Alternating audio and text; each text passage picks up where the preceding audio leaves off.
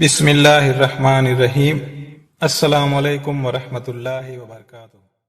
پیغمبر اسلام حضرت محمد صلی اللہ علیہ وسلم کی معاشرتی تعلیمات کا بنیادی عنصر عورتوں کا ادب و احترام ہے۔ عورت خواہ وہ ماں ہو، بہن ہو، بیٹی یا بیوی ہو یا کہ معاشرے میں کسی کی بہن بیٹی ہو۔ ایک شوہر پر بیوی کے حقوق کے بارے میں حضرت جابر رضی اللہ عنہ سے روایت ہے کہ حجۃ الوداع میں یوم عرفہ کے خطبہ میں سرکار دو عالم صلی اللہ علیہ وآلہ وسلم نے یہ ہدایت بھی دی کہ لوگو، اپنی بیویوں کے بارے میں اللہ سے ڈرو، تم نے انہیں اللہ کی امان کے ساتھ اپنے عقد میں لیا ہے، اور اسی اللہ کے کلمہ اور حکم سے وہ تمہارے لیے حلال ہوئی ہیں۔ تمہارا ان پر یہ حق ہے کہ جس کا گھر میں آنا اور تمہارے بستروں پر بیٹھنا تمہیں ناپسند ہو وہ اس کو آ کر وہاں بیٹھنے کا موقع نہ دیں، پس اگر وہ ایسی غلطی کرے تو ان کو تنبیہ تادیب کے طور پر تم سزا دے سکتے ہو جو زیادہ سخت نہ ہو، اور تمہارے ذمہ مناسب طریقہ پر ان کے کھانے، کپڑے سمیت ضروریات کا بندوبست کرنا ہے۔ اس حدیث میں سب سے پہلی بات تو یہ فرمائی گئی ہے کہ مرد جو عورتوں کے بااختیار اور صاحب حکم سربراہ ہیں وہ اپنی اس سربراہی کو خدا کے مواخذہ اور محاسب سے بے پرواہ ہو کر عورتوں پر استعمال نہ کریں۔ وہ ان کے معاملہ میں خدا سے ڈریں اور یاد رکھیں کہ ان کے اور ان کی بیویوں کے درمیان خدا ہے، اسی کے حکم اور اسی کے مقرر کیے ہوئے ضابطہ نکاح کے مطابق وہ ان کی بیوی بنی ہیں اور ان کے لیے حلال ہوئی ہیں، اور وہ اللہ کی امان میں ان کی ماتحت بنائی گئی ہیں، یعنی الف نون کی بیوی بن جانے کے بعد ان کو اللہ کی امان اور پناہ حاصل ہے۔ اگر شوہر ان کے ساتھ ظلم و زیادتی کریں گے تو اللہ کی دی ہوئی امان کو توڑیں گے اور اس کے مجرم ہوں گے۔ سرکار دو عالم صلی اللہ علیہ وسلم کے اس جملہ نے بتایا کہ جب کوئی عورت اللہ کے حکم کے مطابق کسی مرد سے نکاح کر کے اس کی بیوی بن جاتی ہے تو اس کو اللہ کی ایک خاص امان حاصل ہو جاتی ہے۔ یہ عورتوں کے لیے کتنا بڑا شرف ہے اور اس میں ان کے سربراہ شوہروں کی کتنی سخت آزمائش ہے کہ ان کی بیویاں اللہ کی امان میں ہیں۔ شوہر ظلم و جبر کرتے وقت اس بات کو یاد رکھیں۔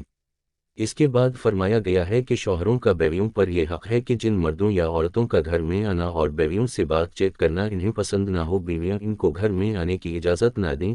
آگے فرمایا گیا کہ اگر وہ اس کی خلاف ورزی کریں تو مردوں کو ان کے سربراہ کی حیثیت سے حق ہے کہ ان کی اصلاح اور تنبیہ کے لیے مناسب سمجھیں تو ان کو سزا دیں۔ موجودہ دور میں سزا اتنی کافی ہے کہ ان کی خواہشات پر پہرہ لگا دیں۔ آخر میں فرمایا گیا ہے کہ بیویوں کا شوہر پر یہ خاص حق ہے کہ ان کو کھانے، کپڑے وغیرہ کی ضروریات اپنی حیثیت اور معاشرے کے دستور کے مطابق پوری کریں، اس معاملہ میں بخل و کنجوسی سے کام نہ لیں۔ حضرت ابو ہریرہ رضی اللہ عنہ سے روایت ہے کہ سرکار دو عالم صلی اللہ علیہ وسلم کا فرمان عظیم ہے کہ لوگو، بیویوں کے ساتھ بہتر سلوک کے بارے میں میری وصیت مانو، یعنی میں تم کو وصیت کرتا ہوں کہ اللہ کی ان بندیوں کے ساتھ اچھا سلوک کرو، نرمی اور مدارات کا برتاؤ رکھو۔ ان کی تخلیق پسلی سے ہوئی ہے جو قدرتی طور پر ٹیڑھی ہوتی ہے اور زیادہ کجی پسلی کے اوپر کے حصے میں ہوتی ہے۔ اگر تم اس ٹیڑھی پسلی کو زبردستی بالکل سیدھا کرنے کی کوشش کرو گے تو وہ ٹوٹ جائے گی، اور اگر اسے یوں ہی اپنے حال پر چھوڑ دو گے اور درست کرنے کی کوئی کوشش نہ کرو گے تو پھر وہ ہمیشہ ویسے ہی ٹیڑھی رہے گی۔ اس لیے بیویوں کے ساتھ بہتر سلوک کرنے کی میری وصیت قبول کرو۔ بخاری شریف۔ اس حدیث میں عورتوں کے بارے میں فرمایا گیا ہے ان کی تخلیق اور بناوٹ پسلی سے ہوئی ہے، یہ واقعہ کا بیان بھی ہو سکتا ہے اور اس کو محاوراتی تمثیل بھی کہا جا سکتا ہے۔ بہرصورت مقصد و مدعا یہ ہے کہ عورتوں کی فطرت میں کچھ نہ کچھ کجی ہوتی ہے، جیسا کہ آدمی کے پہلو کی پسلی میں قدرتی کجی ہوتی ہے۔ آگے فرمایا گیا ہے کہ زیادہ کجی اس کے اوپر والے حصے میں ہوتی ہے۔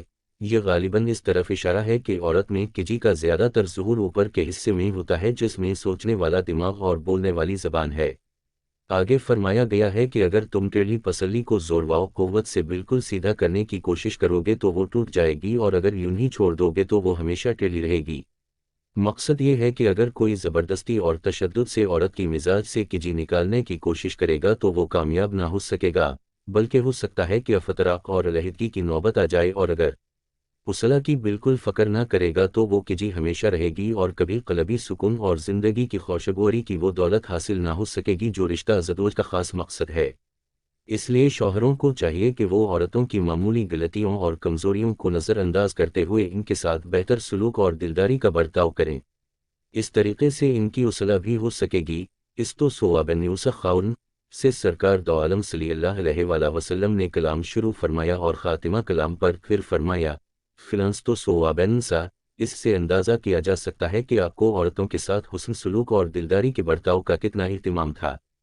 تاہم یہ یاد رکھیں کہ بیوی قدرت کا انمول تحفہ ہے جس کا کوئی نمال بدل نہیں۔ بیوی سکون جسم و جان ہے۔ بیوی راحت اور آرام کا بے مثال تصور ہے۔ بیوی سے مرد نہ صرف سکون حاصل کر سکتا ہے بلکہ دن بھر کی تھکن کا بھی احساس نہیں رہتا، اور اس کے ساتھ ساتھ بیوی کی قربت سے بڑے مسئلے بھی حل ہو جاتے ہیں۔